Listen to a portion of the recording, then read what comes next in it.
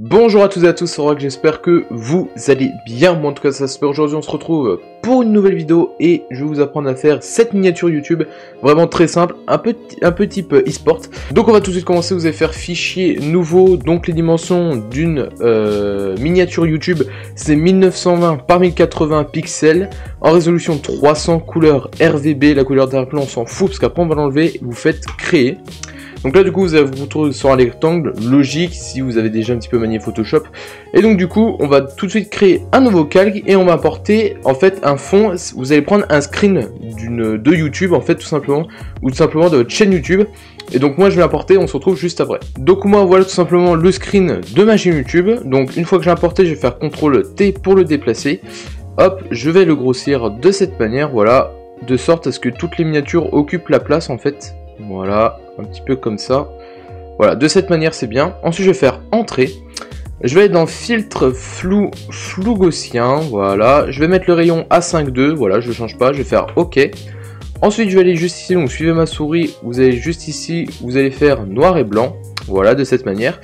Et là, je vais apporter un effet un petit peu holographique, un petit peu moderne. On va dire à 50 likes, je vous mets le pack dans la description. Et donc du coup, likez cette vidéo si vous voulez les effets que je vais mettre à l'intérieur. Et je l'apporte et on se retrouve juste après. Donc du coup, voilà, mon effet est apporté. Donc je vais le grossir.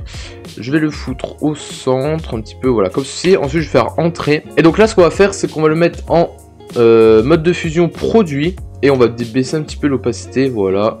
De cette manière, voilà, là ça me semble bien, à 84 c'est cool. Et donc du coup on va pouvoir passer à la typo. Donc pour la typo vous allez prendre l'outil texte qui est dans votre barre d'outils à gauche. Vous allez prendre la police aéro, donc je vous la mettrai dans le pack évidemment. Donc là vous avez marqué votre texte, donc moi je vais marquer tuto miniature. Donc l'idéal c'est d'avoir 3 lignes de texte, voilà. Donc moi je vais grossir un petit peu, voilà, de cette manière. Donc du coup, une fois que j'ai fait ça, et en fait, je vais faire un deuxième texte, voilà, avec la même police, etc. Sauf que sur ce texte qu'il y a sur la troisième ligne, on va tout simplement mettre un dégradé. Donc c'est pour ça, c'est mieux d'avoir 3 lignes. Donc après, je vais mettre ça comme ceci. Et donc du coup, une fois que vous avez fait ça, vous allez double-cliquer pour aller dans les options de fusion. Donc moi, j'avais préenregistré le style. Donc je vais vous dire ce qu'il faut faire tout simplement.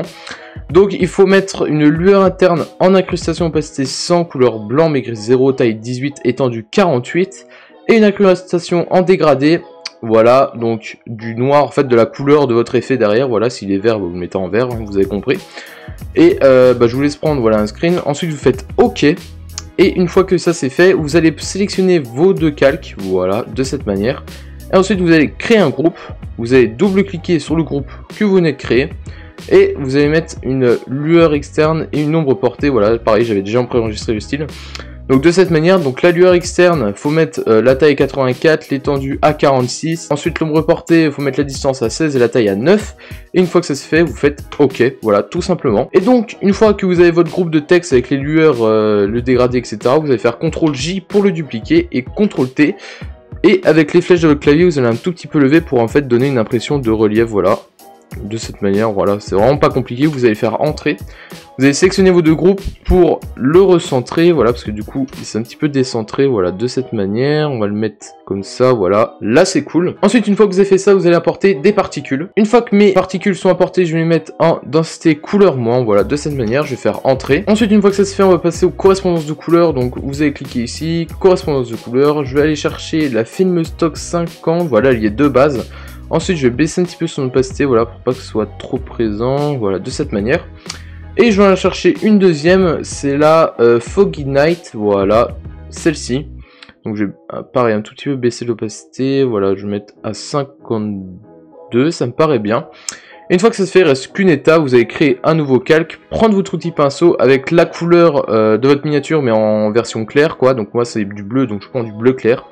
Et une fois que ça c'est fait, je vais grossir mon pinceau, donc là j'ai mis à 2400, voilà, et je vais faire deux petites lueurs, voilà, comme ceci, juste avec un clic, et ensuite je vais mettre en densité couleur moins, je vais réduire l'opacité, voilà, un petit peu comme ça. Et là, bah tout simplement, vous avez terminé votre miniature. Voilà, c'était vraiment pas compliqué à faire. J'espère que ce tuto vous aura plu. Si c'est le cas, n'hésitez pas évidemment à vous abonner, à lâcher un petit pouce bleu. C'est les meilleurs moyens de soutenir et maintenant vous le savez.